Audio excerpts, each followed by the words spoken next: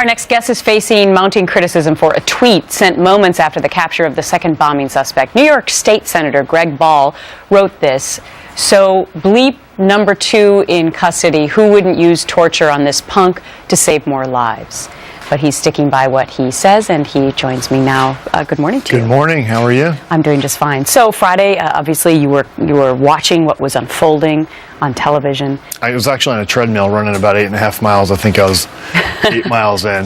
So you were watching it. All right. So you were exercising while watching it. Good for you. And you put out this tweet about torturing this suspect. You got a tremendous amount of blowback right away. Were you surprised that people responded to it? I mean, the Twitter universe is full of a lot of interesting people, and whether it be this issue or any other, I've gotten feedback not dissimilar to this. But at the end of the day, I think a lot of politicians typically are quite honestly full of crap. They're scared to say how they feel, and I basically said what I believe a lot of red-blooded Americans felt, and it comes down to this. I mean, when you talk about terrorism, information matters.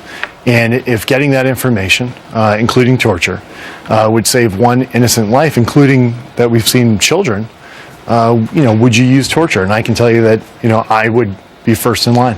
Mm-hmm. So, in fact, as emphatic as you just said it there, you came back Saturday after some of the blowback and said it again. So I take it now on Monday you're not changing your tune on this, even though people disagree with you. I don't know how many, if you look at Osama Bin Laden, how many New Yorkers wouldn't have appreciated at least 30 minutes in a room alone with Osama Bin Laden. I know I would. It would have been me, Osama Bin Laden, and a baseball bat. And maybe I'm not going to be a career politician. Maybe you shouldn't be honest, but this is how I feel. Mm-hmm. And, in the United States of America, we have people who believe that we can play patty cake. These terrorists play by a different set of rules. Mm-hmm. And, I think it's incumbent upon us, when you look at the tragedy that just occurred, or the fact of 3,000 lives that were lost on 9/11, that you have to take the fight to them in a very real and substantive way. Mm-hmm. On the flip side, have you had people who've supported you in what you said? I have. I mean, most of my constituents have been very supportive. Like I said, I think I stated what most people are probably feeling, and what most politicians are just, too scared to say. Mm-hmm. You realize that since he's captured in the United States, he's not going to be tortured. Well, I'll tell you this. If we look at, the war against terror, what scares the hell out of me is the fact that this instance, which may be considered to be the new normal, which is scary enough in and of itself. Mm-hmm. Not long ago, we had 19 thugs with box cutters that changed our global history.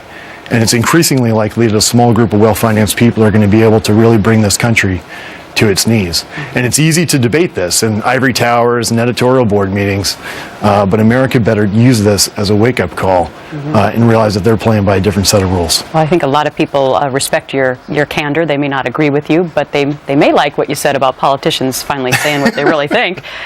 Greg Ball, a state senator in New York, thanks much.